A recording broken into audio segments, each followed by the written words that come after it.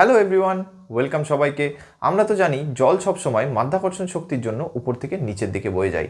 তবে আজকের এই ভিডিওতে আমরা দেখব কোনো রকম পাম্প বা মেশিনের সাহায্য ছাড়াই জল কিভাবে নিজে নিজে নিচ থেকে উপরের দিকে উঠে আসে। আচ্ছা, আপনাদের কি মনে হয় এটা কোনো ম্যাজিক নাকি এর পিছনে রয়েছে অন্য কোনো কারণ?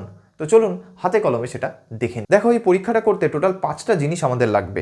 একটা প্লেট লাগবে, একটা মোমবাতি লাগবে, জল তো লাগবেই, এছাড়া লাগবে একটা কাচের গ্লাস আর একটা উজালা। তবে এই উজালার ইউজটা আমি একটু পরে বলছি। ফার্স্ট স্টেপ হচ্ছে প্লেটের মধ্যে মোমবাতিটাকে ফিক্স করা, যেটা আমি করে দিয়েছি।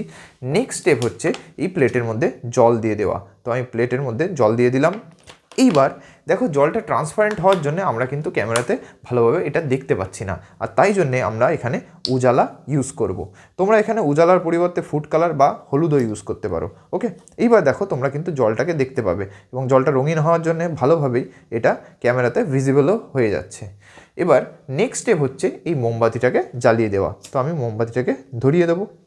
এইবার ফাইনাল স্টেপ, গ্লাসটাকে আমি নেব। দেখো, আমার হাতে কোনো মোটর পাম্প কিচ্ছু নেই, জাস্ট গ্লাসটাকে নিয়ে আমি মোমবাতির উপরে এভাবে বসিয়ে দেবো।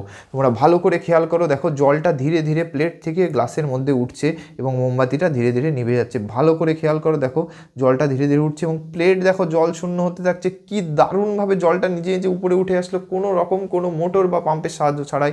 দেখো পুরো প্লেটটা কিন্তু এখন ফাঁকা হয়ে গেছে। আমি তোমাদেরকে একটু জুম করে দেখাচ্ছি, তোমরা কিন্তু ভালোভাবে দেখতে পাবে যে প্লেটের মধ্যে কিন্তু আর কোনো জল নেই। এইটুকু ধারে অল্প একটু আছে, কিন্তু ম্যাক্সিমাম জলটাই কিন্তু গ্লাসের মধ্যে উপরে উঠে এসছে।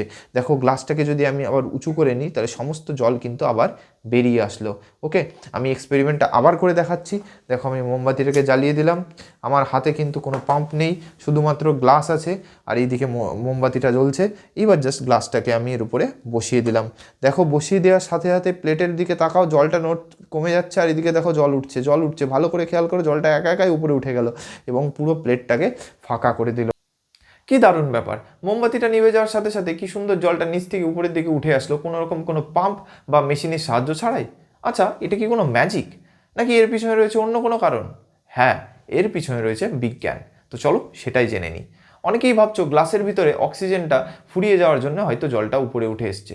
তবে না, এর আসল কারণ হলো বায়ুচাপের পার্থক্য, অর্থাৎ অ্যাটমসফিয়ারিক প্রেশার ডিফারেন্স।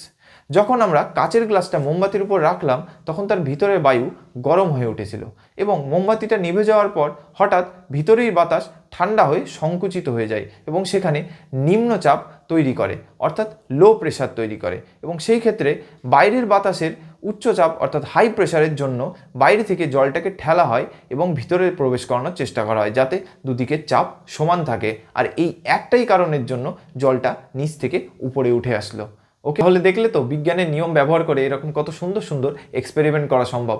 তোমরাও কিন্তু অবশ্যই বাড়িতে এটা চেষ্টা করো।